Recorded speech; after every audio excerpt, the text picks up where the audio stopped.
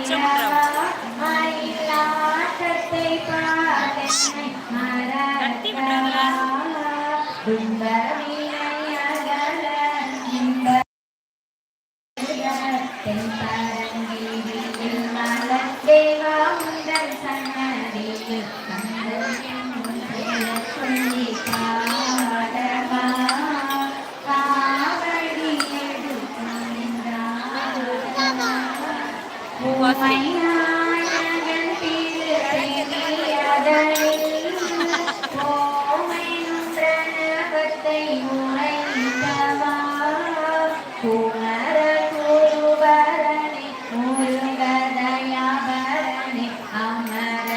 Tenkasi district.